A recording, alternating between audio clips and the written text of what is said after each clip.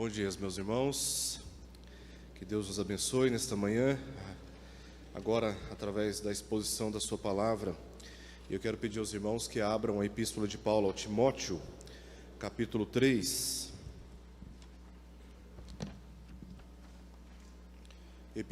Primeira epístola de Paulo a Timóteo, capítulo 3, verso 1 ao verso 13. Já consta no nosso boletim, foi avisado na semana passada, e já consta no nosso boletim, inclusive o edital de convocação para a nossa assembleia que será realizada no próximo mês. E em face desta assembleia, cabe-nos iniciar agora um processo de preparação, de instrução da igreja. E o texto que nós estaremos lendo e explicando nesta manhã tem exatamente esse objetivo de trazer instrução à igreja quanto à necessidade de eleição de oficiais para a nossa igreja. Então, 1 Timóteo, capítulo 3, verso 1 ao verso 13.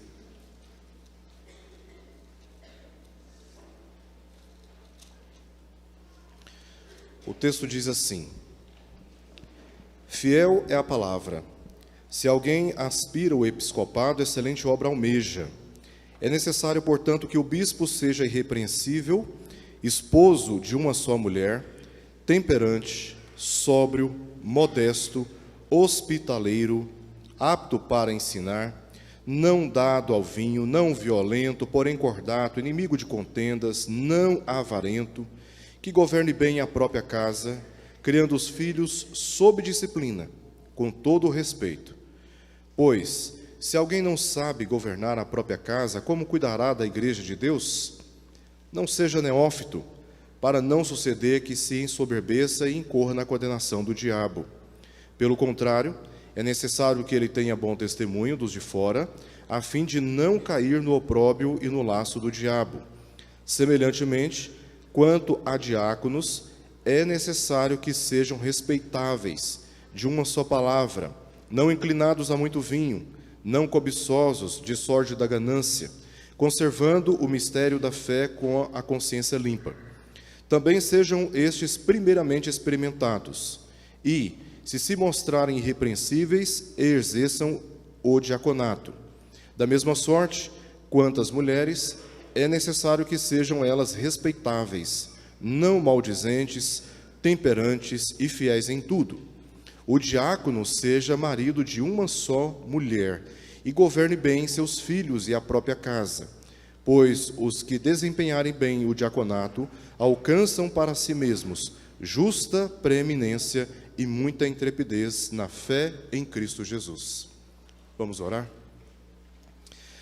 Senhor, nesta manhã te damos graças pela tua misericórdia que nos sustenta e também pela tua palavra que nos guia. E oramos neste momento para te pedir, Deus, que nos dê a compreensão desta palavra. Nós desejamos, ó Deus, entendê-la e desejamos obedecê-la. E que o Senhor possa usar as nossas vidas, nos preparando já para a assembleia que se aproxima, a fim, ó Deus, de procedermos de modo bíblico, observando aquilo que o Senhor tem para nos dizer nesta manhã. Esta é a nossa oração, em nome de Jesus, o nosso Redentor. Amém, Senhor. Meus irmãos, a Confissão de Fé de Westminster, que é um documento que expressa a doutrina adotada oficialmente pela Igreja Presbiteriana do Brasil, no capítulo 30, parágrafo 1, diz o seguinte: O Senhor Jesus, como rei e cabeça da sua igreja, nela instituiu um governo nas mãos dos oficiais dela. O Senhor Jesus confiou o governo da sua igreja às mãos dos oficiais delas. Assim, cremos com base em diversas passagens bíblicas, como Isaías, Atos, 1 Coríntios, 1 Timóteo, 1 Tessalonicenses, onde nós encontramos passagens que dão força a esta afirmação, que o Senhor exerce governo na igreja através dos oficiais eleitos por ela. Contudo, a palavra de Deus nos ensina que tais oficiais, antes de serem eleitos, precisam aprender algumas qualificações, ou atender algumas qualificações, sem as quais representam muito mais interesses humanos do que interesses divinos.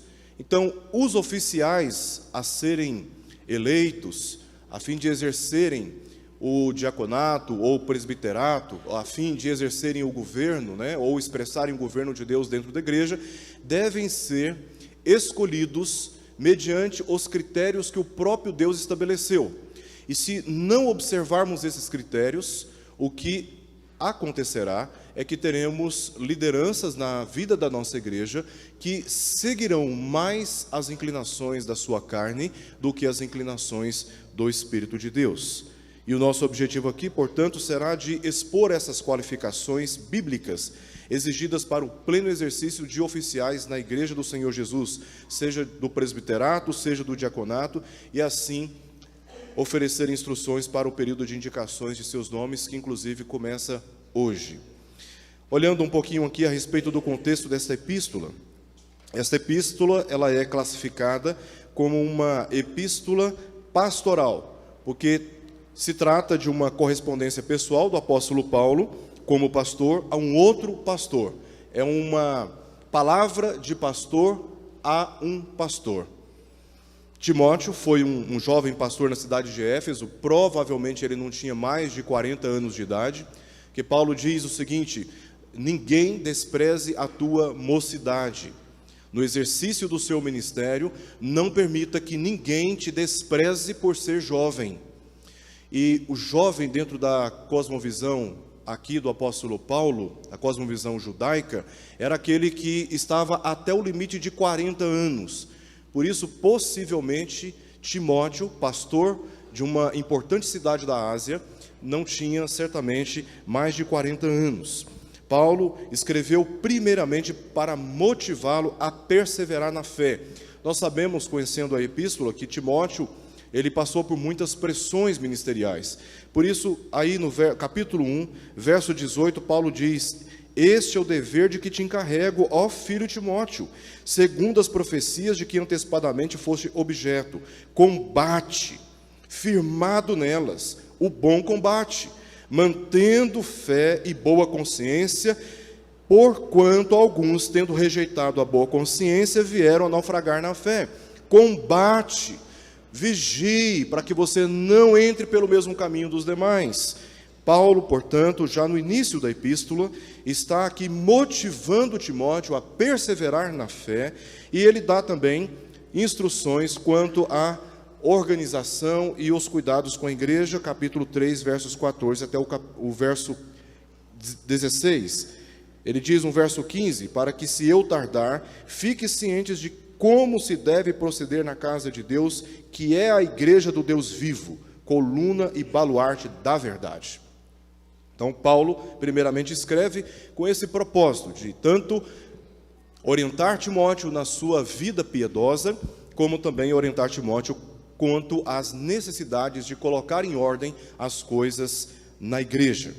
Então, dos capítulo 2, verso 1, até o último verso aí do capítulo 3, verso 13, nós temos várias instruções de Paulo quanto a essa necessidade de colocar as coisas em ordem.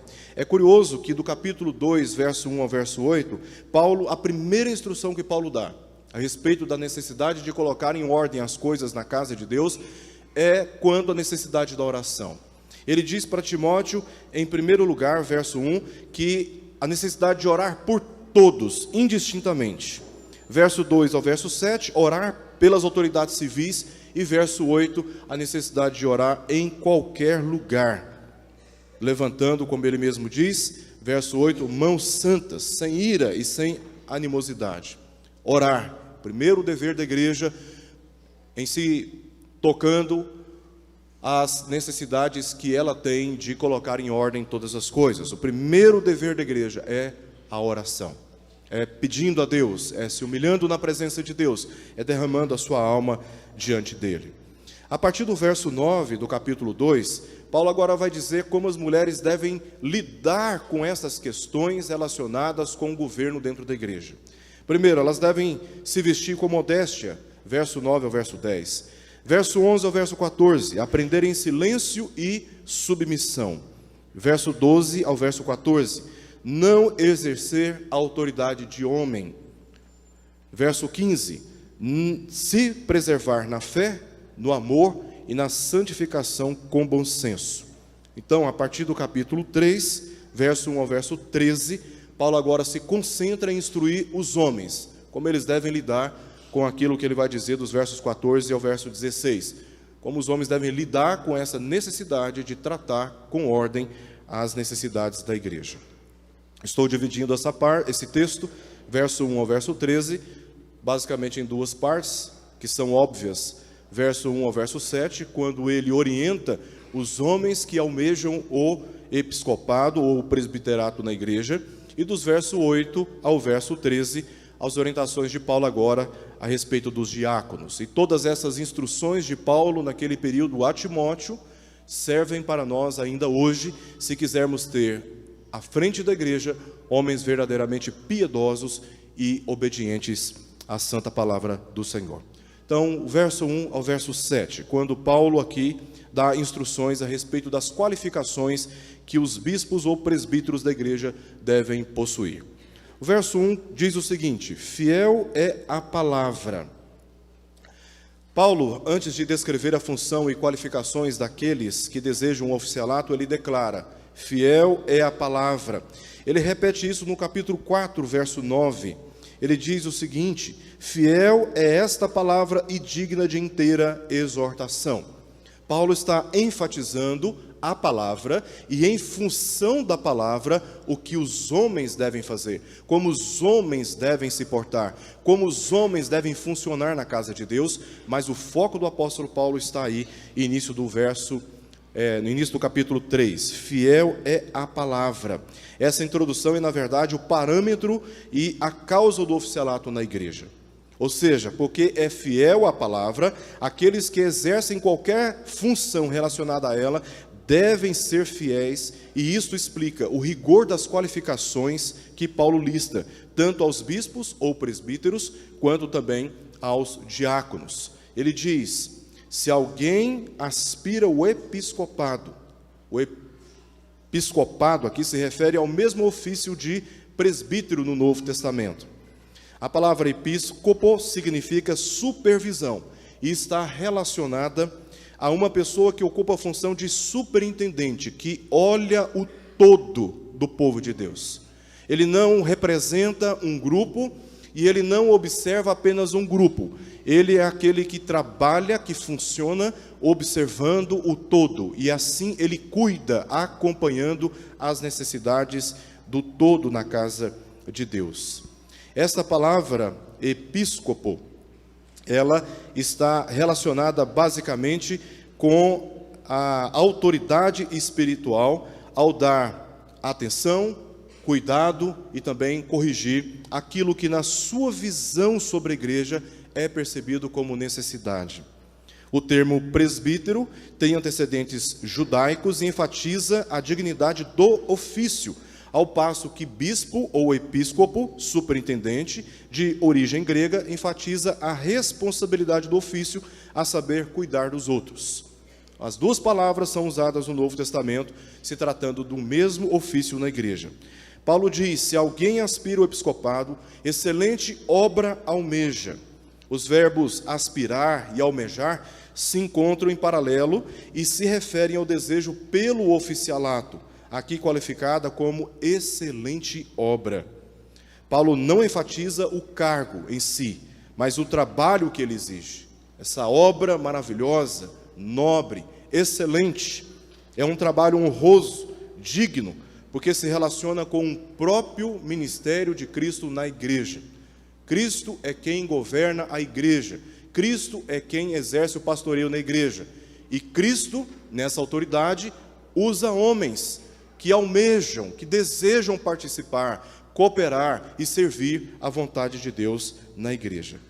Então, a seguir, Paulo lista 15 qualificações exigidas daqueles que aspiram ao episcopado. Sua intenção é instruir que o desejo não é determinante para aqueles que ocuparão algum ofício na igreja, simplesmente desejar, e sim complementar a essas qualificações. Você deseja, mas as qualificações precisam acompanhar esse desejo de ocupar tão nobre função. Não me refiro aqui apenas ao cargo, mas tão nobre função na casa de Deus. Então, verso 1 ao verso 3, nós temos aí 12 qualificações. As primeiras qualificações são 15. Veremos agora na primeira parte 12 qualificações que ele aqui dá com respeito ao caráter pessoal, as qualificações pessoais daqueles que almejam o episcopado na casa do Senhor. Verso 2 e verso 3. Ele diz que tem que ser irrepreensível em primeiro lugar. Alguém cuja índole, cujo caráter não seja passível de repreensão, porque goza da confiança moral no meio do povo de Deus. Esposo de uma só mulher. É claro que naquela época era comum, especialmente no ambiente grego, o homem ainda ter mais de uma mulher. Paulo está aqui lançando o padrão a partir daquele momento.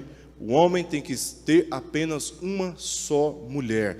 Tem que ser temperante, tem que ser sereno. Ele não pode ser uma pessoa descompensada emocionalmente, porque o líder, o oficial na igreja, lida com gente. E lidar com gente, todo mundo sabe, não é uma tarefa simples. É uma tarefa extremamente complexa, que exige muito da saúde emocional de quem ocupa tal função. Então, Paulo está dizendo, tem que ser uma pessoa temperante. Não pode ser uma pessoa que vai perder o controle de si muito facilmente. Ele tem que ser sóbrio. Quando as pessoas estão agitadas, confusas, estão perturbadas, o oficial tem que ser aquele que traz o equilíbrio, que traz o bom senso, que traz a moderação, a ponderação, que não entra nas provocações, que calcula muito bem as suas palavras. Tem que ser uma pessoa sóbria. Tem que ser modesto, humilde, hospitaleiro. Naquela época não tinha hotel. Então você viajava de um lugar para o outro na confiança de que ao chegar na cidade, batendo na porta das casas das pessoas, alguém abriria a porta e te receberia. O oficial aqui, trazendo para o nosso contexto, é aquele que é generoso em acudir à necessidade dos outros. Essa é uma qualificação clara do apóstolo Paulo aqui para aqueles que almejam exercer o episcopado. Tem que ser apto para ensinar, porque ele vai exercer governo espiritual, ele tem que estar preparado para dar respostas bíblicas àqueles que lhe inquirirem. Não pode ser dado ao vinho, alcoólatra, viciado no álcool, né? Aquele que deseja o episcopado não pode desejar o álcool, porque as duas coisas não andam em comunhão. Como você pode ser sóbrio se você é controlado pelo vício do álcool ou qualquer outro vício? Não pode. Não pode ser violento.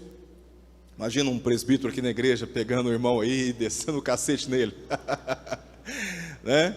Não pode ser violento, nem aqui na igreja, nem lá na sociedade, nem dentro de casa. Tem que ser uma pessoa não violenta, diz o apóstolo Paulo. Porém, cordato, o contrário aqui de violento. Alguém simpático, educado, ponderado nos relacionamentos. Inimigo de contendas. Chega, percebe um burburinho ali, uma confusão. Ele tem que ter habilidade de caráter, que isso é uma questão de caráter, de chegar num ambiente como esse, numa situação como essa, ao invés de aumentar a crise, ele tem que diminuir a crise. Então, se a pessoa conhecida entre nós já tem a habilidade de chegar num ambiente onde as dificuldades estão sendo tratadas, e ele chega e incendeia a crise, ele, segundo a qualificação de Paulo, não está preparado para o episcopado. Então, ele tem que ser aquela pessoa que seja inimiga de contendas e não avarento. Tem que ser financeiramente generoso. Tem que ser uma pessoa desapegada do dinheiro. Tem que ser uma pessoa desapegada de bens materiais. Ou seja, tem que ser uma pessoa abnegada, generosa, bondosa de coração. Essas são, portanto, 12 qualificações, passadas aqui rapidamente, que Paulo dá no tocante ao caráter pessoal daqueles que almejam o episcopado. 13ª qualificação, agora no tocante à família, isso está no verso 4 e no verso 5. Paulo diz: e que governe bem a própria casa, criando os filhos sob disciplina com todo respeito, pois se alguém não sabe governar a própria casa, como cuidará da igreja de Deus? A lógica do apóstolo Paulo salta aos nossos olhos como algo absolutamente óbvio. Se você não consegue, ou se o homem não consegue pastorear espiritualmente uma realidade menor do que a igreja, ele obviamente não vai conseguir pastorear a igreja, que é muito maior e que as responsabilidades e as tensões, as demandas são muito maiores. Então a lógica do apóstolo Paulo tem que ser alguém que tenha os seus filhos, a sua esposa, sendo pastoreadas com disciplina, com rigor. Alguém que seja pastor da sua casa em primeiro lugar. Se não é pastor na sua casa, se não governa bem a sua casa, não está preparado para governar, exercer governo na casa de Deus. Ele traz, então, do verso 2 ao verso 3, 12 qualificações em relação ao caráter pessoal. Verso 4 ao verso 5, uma qualificação em relação à família. Agora, uma qualificação espiritual, vamos chamar assim, no verso 6. Diz o apóstolo Paulo, verso 6, não seja neófito. A palavra neófito, ela é uma palavra grega formada por duas palavras. Uma, aquilo que é curto, o outro, raiz. A ideia de Paulo aqui é que não pode ser como uma planta com raízes curtas. Uma planta com raízes curtas, ela é facilmente arrancada. O vento remove aquela plantinha. Tem que ser alguém com raízes profundas. Nós falamos mais popularmente entre nós, né? Tem que ser aroeira, tem que ter o couro grosso, tem que ser gente de fibra. Não pode ser gente neófita, e aqui nós não estamos falando de idade cronológica. Não confundamos maturidade com idade cronológica. Nunca foi assim no passado, não foi assim no passado, e ainda não é assim. Maturidade, à luz das Escrituras, tem a ver com a relação do nosso caráter com o caráter de Cristo. O fato de termos muita idade, estarmos avançados em idade, não significa naturalmente que somos maduros espiritualmente. Então tem que ser alguém de fibra, alguém que tenha maturidade, não pode ser neófito. Por quê? Paulo diz no verso 6, para não suceder que se ensoberbeça e incorra na condenação do diabo. Lá em Provérbios nós lemos que a soberba precede a ruína.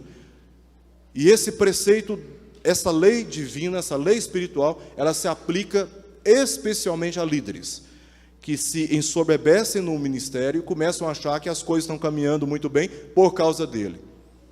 Nessa soberba, ele incorre nas tentações, nas ciladas do diabo. E cai. Porque a obra é sempre de Deus. E Cristo é sempre o governante supremo da sua igreja. Não é o pastor Erickson, qualquer pastor auxiliar, ou qualquer presbítero ou diácono, que determina pelo seu trabalho o crescimento da igreja, a saúde da igreja. Todos nós somos meros servos na presença do Senhor. Só isso. Apenas servimos. Quem governa, quem cuida é o Senhor, e todo louvor e toda honra devem ser tributadas a Ele. O líder aqui, segundo o que diz no verso 6, ele não pode ser imaturo, de achar que as coisas que acontecem na igreja é por causa da intelectualidade, por causa das habilidades, ou talvez por causa da suposta experiência dele. Na verdade, é sempre do Senhor, e ele não pode ser imaturo de pensar o contrário para não incorrer na condenação do diabo. Verso 7, qualificações agora quanto à comunidade. Esta é a 15ª qualificação que Paulo dá aos presbíteros, aos episcopos. Pelo contrário, é necessário que ele tenha bom testemunho dos de fora.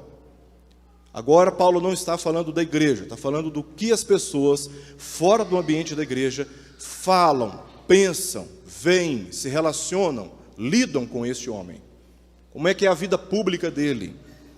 A fim de não cair, veja mais uma vez, no opróbrio ou na humilhação e no laço do diabo. Uma vez eleito, a soberba e o mau testemunho podem fazer com que este homem caia na humilhação moral. Não é ele que diz ser o líder espiritual na casa de Deus, veja como ele está lidando agora com os negócios, veja como ele está lidando com a palavra, veja como ele está lidando com as pessoas, os seus funcionários, seus patrões. Isto vira escândalo para o Evangelho e ele se torna objeto de opróbrio, de injustiça, de humilhação e cai, portanto, no laço do diabo. Não nos enganemos, o diabo, inimigo das nossas almas, é inimigo da igreja do Senhor. E para destruir, entre aspas, a igreja, ele atinge principalmente a liderança. É como um piloto de avião. Antigamente, a gente via no ônibus, né? Não sei se tem hoje, tem tempo que eu não ando de ônibus, que diz assim, né? Não converse com o motorista, porque se ele se distrair, todo mundo que ele está carregando vai se desviar do caminho com ele. Imagina um piloto que desmaia, piloto de avião. Então, o diabo sabe muito bem onde atingir estrategicamente a igreja. Ele vai no pastor, ele vai no presbítero, ele vai no diácono. E tem este homem a necessidade de ser vigilante quanto a essa qualificação pessoal, de ter e de manter um bom testemunho para não cair no laço do diabo. A partir do verso 8 até o verso 13, agora Paulo desvia um pouquinho o seu foco e mira naqueles que almejam exercer o diaconato na igreja. Verso 8 ao verso 13. Esta segunda parte do texto descreve as qualificações exigidas do segundo oficial na igreja, o diácono. A palavra diácono, muito antes de significar um cargo institucional, se referia à pessoa do servo, cuja função era restritamente a de socorrer os crentes em necessidade. Apenas isso, não era um cargo, era apenas uma função voluntária em direção àqueles que passavam necessidade. Esses eram servos. Tal oficial é tão importante que as qualificações exigidas são tão altas quanto as exigidas do bispo ou presbítero. A partir de Atos 6, texto que nós analisaremos aqui no próximo domingo, os diáconos foram eleitos para garantir que os apóstolos e presbíteros tivessem condições adequadas para se concentrarem no pastoreio espiritual da igreja, enquanto se concentrariam na administração e cuidados sociais dela. Por associação, Paulo diz o seguinte, verso 8, semelhantemente, ele não se referiu ao nível de autoridade na igreja, e sim ao nível de exigências para aqueles que, uma vez eleitos, exerceriam o diaconato. Portanto, ele instruiu basicamente as mesmas qualificações, e encontramos aqui 10 delas. Verso 8, nós encontramos 4 qualificações pessoais. Diz que tem que ser respeitáveis, de uma só palavra. Você prometeu, você vai cumprir. Você acordou, você vai cumprir. Você tem que ser uma pessoa que fale sempre a verdade. Se você é mentiroso, tem essa prática, você não está qualificado para o diaconato. Tem que ser uma pessoa de uma só palavra.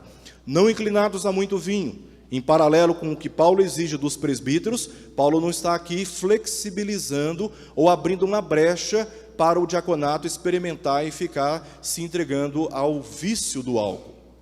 Da mesma forma, o diácono, ele não pode ser dado a muito no sentido de ser escravizado, de submeter a sua vontade aos desejos pelo álcool. Tem que ser uma pessoa que tenha isenção de qualquer vício, e aqui Paulo toca a respeito do vinho. Não cobiçosos de sórdida ganância. Paulo está aqui falando da relação do diácono com as ofertas.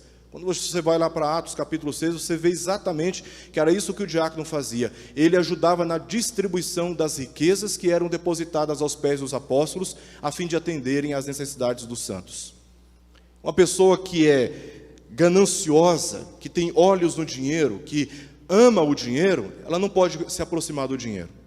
Por isso Paulo diz, não podem ser cobiçosos de sórdida ganância. 3 adjetivos negativos: cobiça, sórdida e ganância. A ênfase de Paulo é que esse homem, ele não pode ser ganancioso, ou seja, ele não pode ser também avarento, em paralelo com aquilo que é exigido do presbítero. Qualificações espirituais, verso 9 ao verso 10. Diz o apóstolo Paulo: conservando o mistério da fé com consciência limpa. Gente verdadeiramente piedosa, tem que ser experimentados, ou seja, não pode ser também neófito, e tem que ser igualmente irrepreensível. Gente, dentro desse conjunto de qualificações que Paulo está tratando, observando o seu contexto, gente cuja fé, cujo testemunho espiritual cristão é gente irrepreensível. E aí ele vai para o verso 11 e 12, mostrando mais uma qualificação agora em relação à família.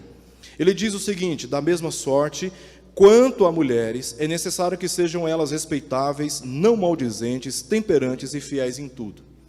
Muitos, quando chegam aqui nesse texto, acreditam que Paulo está aqui permitindo o diaconato feminino na igreja. Por isso eu quero fazer, existem outras observações, quero fazer 3 observações apenas a respeito desse texto. Primeiro, que Paulo não se refere aqui a diaconisas, pois não há qualquer indício no Novo Testamento quanto à eleição de mulheres na igreja primitiva. Vamos começar pelo contexto. Notemos que depois de falar sobre as qualidades da mulher, disse: o diácono seja. Ele abre aqui um parêntese, fala a respeito da mulher, depois ele volta: os diáconos sejam. Porque ele não estava tratando das mulheres na mesma condição dos diáconos. Segundo, Paulo já havia dito que não permitia as mulheres exercerem autoridade de homem na igreja. Isso está claro aí a partir do verso 11 do capítulo 2. E no verso 12 ele diz: e não permito que a mulher ensine, nem exerça a autoridade de homem, esteja, porém, em silêncio. Paulo, isso aqui é assunto para muito tempo, né? Mas ele não está aqui dizendo que a mulher não pode falar nada. Ele está acentuando que na sinagoga, por exemplo, quando os homens iam falar, as mulheres não poderiam debater em respeito à autoridade que era exercida dentro da sinagoga. Ele está refletindo a própria cultura dos judeus. Tá? Então, a mulher não debata com o homem, como que desafiando a autoridade dele em relação ao ensino na igreja. Elas devem estar em silêncio, ou seja, quando o homem fala, ele está exercendo autoridade. Quando Paulo fala que a mulher tem que se manter em silêncio, ele não está dizendo que a mulher não pode falar nada. O significado do silêncio aqui significa se sujeitar àquilo que o outro está falando. Paulo está enfatizando a necessidade de submissão da mulher ao homem como autoridade. E isso reflete todo o ensino paulino no Novo Testamento e também, se formos expandir aí, para todo o Novo Testamento, quanto à atribuição da mulher desde a criação. Então, Paulo não está aqui desmerecendo a mulher, está apenas ensinando que a mulher ela tem uma condição de submissão em relação à autoridade de homem dentro da igreja. E essa autoridade está reconhecida nos bispos ou presbíteros e também nos diáconos. 3. Paulo aqui abre um parêntese, como fez no capítulo 2, verso 9 ao verso 15, para falar sobre as mulheres, a fim de instruí-las ao lado de homens, que pelo exercício da autoridade na igreja, passam a ser bem mais notadas, portanto precisam, como ele diz, da mesma sorte, cuidarem dos seus testemunhos, servindo como padrão às outras mulheres, honrando os seus próprios maridos. Então, as mulheres, os oficiais, elas alcançam maior preeminência, maior atenção da igreja, e elas, portanto, devem ter uma conduta dentro da igreja e fora dela, que sirva de exemplo às demais. Por isso que Paulo abre aqui o parêntese. Fechando o parêntese, ele volta agora para o verso 12. Marido de uma só mulher, que governe bem a própria casa, bem os seus filhos, e também a própria casa. 10 qualificações, e ele aqui, do verso 11 ao verso 12, nos apresenta 4 relacionadas aqui com aquele que aspira ao diaconato e que tem mulher ao seu lado. Ele deve ser marido de uma só mulher, que governe bem os seus filhos e a própria casa. Verso 13 termina mostrando as recompensas ou resultados por desempenharem bem o diaconato. O que esses alcançarão? Primeiro, justa preeminência. A honra vem pelo serviço a Deus e é atribuída por Deus, não pela articulação política nos relacionamentos, não pela motivação errada de agradar homens e não agradar a Deus. Se esses homens servem a Deus com integridade de espírito, o próprio Deus se encarregará de dar a esses homens a honra, a justa preeminência e muita intrepidez na fé em Cristo Jesus. Esses são os resultados que Paulo apresenta aqui no tocante a estes resultados daqueles que desejam e que aspiram também pelo diaconato, tendo em vista a fidelidade da palavra de Deus. Quero terminar, meus irmãos, trazendo aqui duas orientações. Primeiro, aos homens da nossa igreja. Deseje exercer a função do presbiterado. Esse desejo, ele é honroso. Verifique se atende às qualificações exigidas na palavra de Deus. Se sim, caso o seu nome for indicado por algum membro da igreja, aceite a indicação e se prepare para essa tão nobre função de pastorear e assistir pessoas em suas necessidades. Não fuja, almeje. Esse desejo é legítimo, ele é natural, não há nada de errado nele. O desejo em si, por exercer esse ministério, observando as qualificações aqui, ou as motivações certas do presbiterato e do diaconato, é um desejo legítimo.